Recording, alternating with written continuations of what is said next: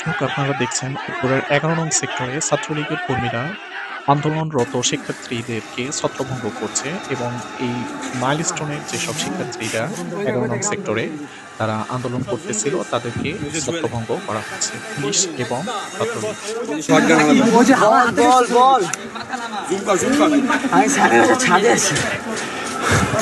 হালা করে হাতে শটগান বাইঞ্চো দেখ একটা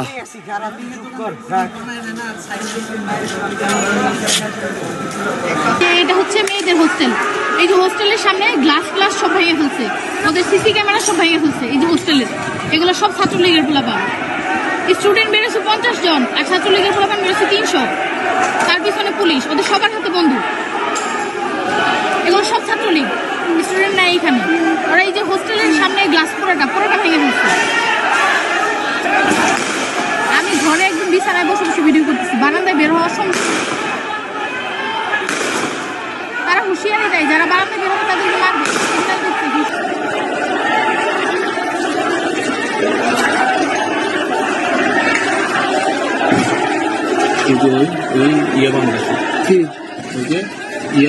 আঙ্কেলের জানলায় মনে হচ্ছে ছোট ভাই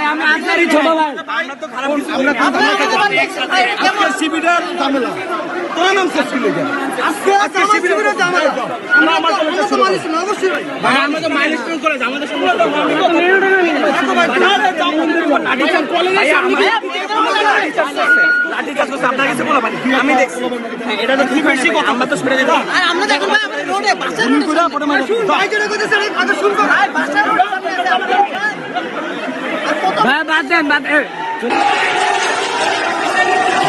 বিএনপির এমপি রুমিন ফারহানা তিনিও শিক্ষার্থীদের সাথে একত্রতা ঘোষণা করে আন্দোলনে নেমেছেন। শুনুন তার বক্তব্য।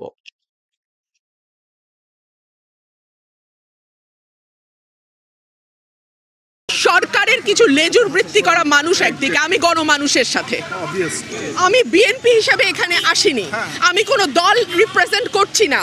আমি রুমিন ফারহানা বাংলাদেশের একজন নাগরিক, আমার তো অধিকার আছে প্রতিবাদ জানানোর, আমি সেই প্রতিবাদটাই জানাতে এসেছি। লাল রক্তের রং, লাল প্রতিবাদের রং, লাল আন্দোলনের রং, লাল বিক্ষোভের রং, এবং আমার সন্তানের রক্ত ঝরেছে, আমার সন্তানরা রক্তাক্ত হয়েছে, তাদের সাথে সংহতি জানিয়ে আমি লাল পড়েছি। সরকার বলছে তাদের কোটা আন্দোলন দাবি মেনে নেওয়া হয়েছে, তারপরও তারা কেন আন্দোলনে? সরকারকে বুঝতে হবে গত 17 বছর তারা যে অত্যাচারের স্টিম রোলার চালিয়েছে, বাংলাদেশের মানুষকে একটা সেকেন্ড ক্লাস সিটিজেন বানিয়ে রেখেছে, দেশটাকে তার নিজের বাপের দেশ বানিয়েছে।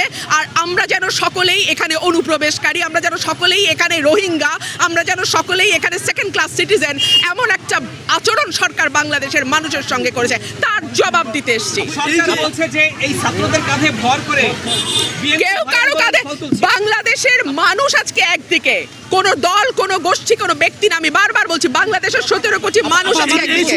জামাত শিবিরকে নিষিদ্ধ করে, এটা আপনি কিসের সংকেত মনে করছেন? এটা রাজনৈতিক একটা কৌশল, এবং এই কৌশলটা আওয়ামী লীগ সবসময় খেলছে, কোনো না কোনো রাজনীতি করছে। এত বছর ধরে তারা জামাতকে নিষিদ্ধ করেনি, এই প্রশ্ন তো সুশীল সমাজ তুলেছে যে কেন করা হচ্ছে না। তখন তারা বলেছে এটা আদালতের বিষয়। আদালতের বিষয় যদি হয় তাহলে এই কোটা সংস্কার আন্দোলনের মধ্যে আদালত তো কিছু বলেনি, কেন নির্বাহী আদেশে তারা নিষিদ্ধ করলো? 1 2 হচ্ছে বাংলাদেশের মানুষ কোন রাজনীতি নেবে, কোন রাজনীতি নেবে না, এই অধিকার কেবলমাত্র বাংলাদেশের 17 কোটি মানুষের, এটা সরকার ঠিক করে দিতে পারে না। বিএনপি নেতাদের এই যে ধরপকড় হচ্ছে, বিএনপি নেতাদের যে ধরপকড় হচ্ছে, এটা কি বলতে চান? এটা শেষ।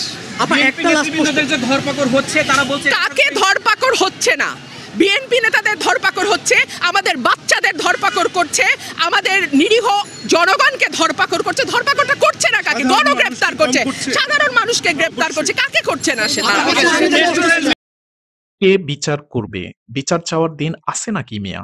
আন্দোলনরত শিক্ষার্থী এই বক্তব্য করে কি শোনাচ্ছেন চলুন শুনি। বলা যাবে না এটা কোথাকার আইন? কে বিচার করবে? কাদের কাছে বিচার চাওয়ার দিন আছে নাকি মিয়া? লাগতেছে, ঘুমাইতে পারতেছি না, খাইতে পারতেছি না, রাস্তায় বাইরে হলে কি স্টুডেন্ট পরিচয় দেওয়া যাবে না? হোয়াট দ্য হেল তুমি আমি আমরা এখন আলাদা না, আমরা এখন বাংলাদেশের মানুষ, আমরা কথা বলবো মাথা উঁচু করে, আমাদের কথা আমাদেরকে বলতে হবে, আমাদের অধিকার মতো আমরা কথা বলবো, দ্যাটস ইট। এখানে এত এক্সট্রা কথা কোনো কিছুর মধ্যে নাই। আর বিচার চাই এর মধ্যে আমরা নেই। কারা করবে বিচার? কে বিচার করবে? কাদের কাছে বিচার চাওয়ার দিন আছে নাকি মেয়াদ? মানুষ হত্যা করতেছে, এখন আমাদেরকে জেলে তুলে নিয়ে যাচ্ছে, আমরা স্টুডেন্ট, আমাদের টিচারদেরকে মারধর করা হচ্ছে, আমাদেরকে মারধর করা হচ্ছে, আর আমরা এখন কি করতেছি? এই যে লোক দেখানোর জন্য ভাই এই যে কথা বলতেছি না, লাগতেছে, ঘুমাইতে পারতেছি না, খাইতে পারতেছি না, রাস্তায় বাইরে কি স্টুডেন্ট পরিচয় দেওয়া যাবে না? হোয়াট দ্য হেল, স্টুডেন্ট পরিচয় দেওয়া যাবে না তো কারা চালাবে দেশ? এখন যারা মাঠে নামছে এরা দেশ চালাবে। নতুন প্রজন্মকে একসেপ্ট করতে শেখেন আপনারা, জেনারেশনের সঙ্গে মার্চ করতেছে। পড়াশোনা করেন, পড়াশোনা, সংবিধানটা একটু পড়ে দেখেন কি কি চেঞ্জ হয়েছে, কি কি চেঞ্জ হয় নাই। বিচার চাই আজ ওই আলাপ বাদ দেন। এখন বিচার কে করবে? বিচার একটা ঝামেলা হইলে আমরা যাব, পুলিশ এসে আমাদেরকে, পুলিশ কথাটা এখন কি হয়ে গেছে ভাই? কি হয়েছে? পুলিশ কারা? কই দেখতেছি না তো। পুলিশ মাইরা ফেলতেছে, আর আপনারা সাংবাদিকরা হয়েছেন, সবকিছু তো প্রচার করেন না আপনারা, দেখতেছি তো।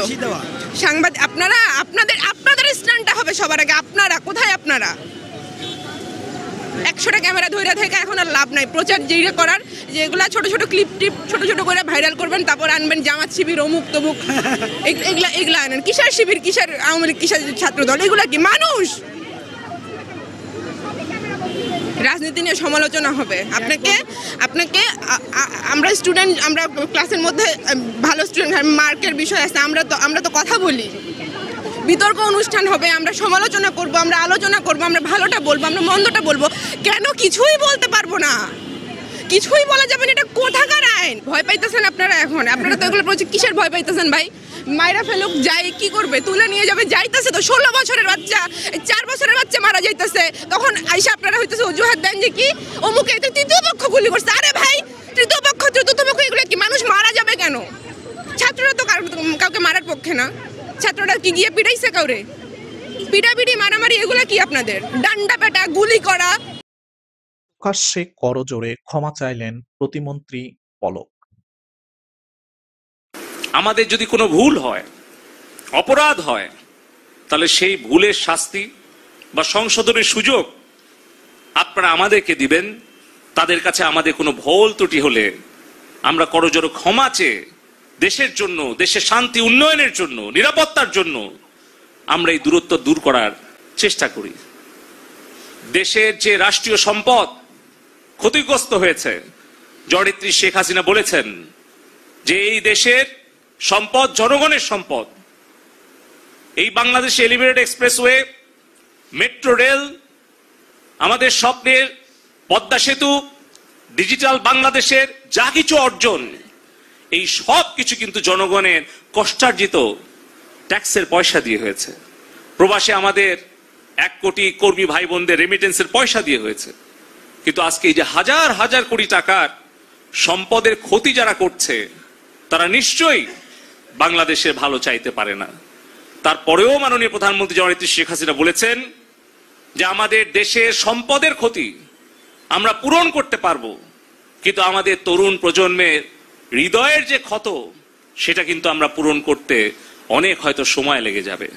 সে কারণে আমি বলতে চাই, আমাদের কারো যদি দায়িত্বে কর্তব্যে অবহেলার কারণে, আমাদের ব্যর্থতার কারণে যদি আমাদের তরুণ প্রজন্ম আমাদেরকে ভুল বুঝে আমাদের প্রতি ক্ষুব্ধ হয়, তাহলে সেই দোষের শাস্তি আমরা পাই। যদি দায়িত্বে কর্তব্যে আমাদের অবহেলা হয়, যদি আমাদের সেই শাস্তি ভোগ করতে হয়, আমরা সেই শাস্তি ভোগ করতে প্রস্তুত আছি। যে কোনো সিদ্ধান্ত মাথা পেতে নিতে রাজি আছি। কিন্তু আমাদের কষ্ট হয় যখন আমাদের কোনো ভুল বা আমাদের কোনো ব্যর্থতার কারণে আমাদের প্রাণপ্রিয় নেত্রী জননেত্রী শেখ হাসিনাকে দোষারোপ করা হয়, তার বিরুদ্ধে সমালোচনা এবং ষড়যন্ত্র করা হয়। সে কারণে আমি আবারও বলবো, আমাদের দেশের 5 কোটি ছাত্রছাত্রী ভাই বোনেরা আছে, আমাদের যদি কোনো ভুল হয়, অপরাধ হয়, তাহলে সেই ভুলের শাস্তি বা সংশোধনের সুযোগ আপনারা আমাদেরকে দিবেন। কিন্তু মাননীয় প্রধানমন্ত্রী জননেত্রী শেখ হাসিনাকে দয়া করে আপনারা ভুল বুঝবেন না। কারণ জননেত্রী শেখ হাসিনা যদি নিরাপদ না থাকেন, তাহলে বাংলাদেশ নিরাপদ থাকবে না। আমাদের সামনে উদাহরণ আছে সিরিয়া, ইরাক, মিশর, কিভাবে ষড়যন্ত্রমূলকভাবে সেই দেশের সরকার সেই দেশকে কিভাবে ধ্বংস করে আজকে গোটা প্রজন্মকে গত 20-30 বছরে ধ্বংস করে দেওয়া হয়েছে। আমরা যেন সেই ধ্বংসের মুখে, সেই ধ্বংসের পথে আমরা বাংলাদেশকে না নেই। শনিবার বিক্ষোভ, রোববার থেকে অসহযোগ আন্দোলনের ডাক দিলেন ছাত্র সমন্বয়ক। একটা ক্রান্তি লগ্নে শোকাবহ অবস্থায় আপনাদের সামনে এসেছি। আপনাদেরকে বলতে চাচ্ছি, আজকে জানাতে চাচ্ছি, ভেবেছিলাম জানাবো না, কিন্তু এখন জানাতে বাধ্য হচ্ছি। আমরা বৈষম্য বিরোধী ছাত্র আন্দোলনের পক্ষ থেকে স্পষ্ট ঘোষণা করতেছি, আগামী কালকে সারা দেশে প্রতিটা পাড়া মহল্লায় প্রতিটা জায়গায় বিক্ষোভ কর্মসূচি পালিত হবে। আর আগামী কালকের পরে পরশুদিন থেকে সর্বাত্মক অসহযোগ আন্দোলন পালিত হবে। সর্বাত্মক অসহযোগ, কোনো ট্যাক্স দেওয়া হবে না এই সরকারকে, এই সরকারের অফিসে যাওয়া হবে না, কেউ তার অফিসে যাবে না, কেউ তার সরকারি বেসরকারি সকল অফিস বন্ধ থাকবে, সচিবালয় বন্ধ থাকবে, এভরিথিং বন্ধ থাকবে। গণভবনে কোনো বাস গাড়ি ঢুকবে না, বঙ্গভবনে কোনো গাড়ি ঢুকবে না, এভরিথিং অফ থাকবে। এবং সরকারকে সর্বাত্মক অসহযোগিতা করা হবে। কেউ ট্যাক্স দিবেন না, প্রয়োজন বিদ্যুৎ বিল দেওয়া যাবে না, গ্যাস বিল দেওয়া যাবে না, প্রয়োজনে কাঠে রান্না করা হবে, প্রয়োজনে প্রত্যেকে প্রয়োজনে মোমবাতি জ্বালানো হবে। তারপরে যদি বিদ্যুৎ চলে যায়, যদি বিদ্যুৎ লাইন কেটে দেয়, তাহলে আপনারা প্রত্যেকে মোমবাতি ব্যবহার করেন প্রয়োজনে। তারপরে এই সরকারকে কোনো সহযোগিতা করা হবে না, বসে থাকা যায় না। আমরা সারা দেশের ছাত্র, নাগরিক, অভিভাবক যে অবস্থানে আছেন, মা বোন, প্রত্যেককে বলবো, আগামীকাল থেকে আপনারা প্রত্যেকে রাজপথে থাকবেন, প্রত্যেকে প্রতিটা বাড়ি থেকে রাজপথে থাকবেন। আপনারা কেউ ঘরে বসে থাকবেন না, এটা আপনাদের দায়বদ্ধতা। আপনাদেরকে বলতেছি, প্রতিটা লাশের রক্তের প্রতি আপনাদের দায়বদ্ধতা আছে, প্রতিটা শহীদের রক্তের প্রতি আপনাদের দায়বদ্ধতা আছে। আমি সারা দেশের প্রত্যেকটা নাগরিককে বলবো, আপনার যদি একটু লজ্জিত হন, আপনি যদি এই বিচার চান, আপনি যদি এদের বিরুদ্ধে দাঁড়াতে চান, আপনি ঘরে থাকতে পারেন না। আপনার প্রত্যেককে রাস্তায় নেমে আসতে হবে। প্রতিটা সিঙ্গেল মানুষকে আপনি প্রয়োজন আপনার বিল্ডিং এর নিচে এসে অবস্থান করুন, বিল্ডিং এর সবাই মিলে, বিল্ডিং কমিটি, প্রতিটা ভবনের কমিটির আপনারা মিটিং ডাকুন, মিটিং ডেকে সিদ্ধান্ত নিন, সবাই একত্রিত হয়ে নামবেন। প্রতিটা মহল্লায় মহল্লায় আপনারা সিদ্ধান্ত নিন, আপনার প্রত্যেকে একত্রিত হয়ে নামবেন, রাস্তায় থাকবেন। স্পষ্ট বার্তা, প্রত্যেকে নিজ নিজ অবস্থান থেকে নেমে আসবেন। প্রতিটা ঘর মহল্লা, প্রতিটা পাড়া, প্রত্যেকটা মানুষ আপনারা রাস্তায় নামবেন। কালকে সারা দেশে বিক্ষোভ মিছিল অনুষ্ঠিত হবে হত্যাকাণ্ডের বিরুদ্ধে, এবং পরশুদিন থেকে সর্বাত্মক অসহযোগ আন্দোলন চলবে। কোন ধরনের সহযোগিতা করা হবে না। প্রত্যেকটা দল, প্রত্যেকটা মতের মানুষকে বলবো, আপনারা সংগঠিতভাবে ঘোষণা দিন। প্রতিটা দলকে বলবো, বিএনপি হোক, বাম হোক, ডান হোক, যত দল আছে, প্রত্যেকটা দলের প্রতি উদাত্ত আহ্বান। ধর্মভিত্তিক দল হলে ধর্মভিত্তিক দল, ডান দল হলে ডান দল, বাম দল হলে বাম দল, জাতীয় ঐক্যমতে প্রত্যেকে রাস্তায় নেমে আসবেন। প্রত্যেকে রাস্তায় নেমে ঐক্যবদ্ধভাবে আপনারা জানান দিবেন, এইটা বাংলাদেশে চলতে পারে না। পুলিশ বাহিনীকে বলবো, আর গুলি ছুটবেন না, দয়া করে আমরা আপনাদেরই সন্তান, আপনাদেরই ভাই, আপনাদেরই অনুজ। আমাদের আন্দোলন শান্তিপূর্ণ ছিল, শান্তিপূর্ণ থাকবে। প্রত্যেকটা নাগরিক প্রতিটা জায়গা থেকে তার নিজ নিজ অবস্থান থেকে সর্বোচ্চ সতর্কতা নিয়ে কালকে থেকে রাজপথে থাকবে। প্রিয় দেশবাসী, আপনাদেরকে বলবো, ঐক্যবদ্ধভাবে রাজপথে নামুন, এবং কালকে বিক্ষোভ মিছিল পালিত হবে। পরশু দিন থেকে আমাদের সর্বাত্মক অসহযোগ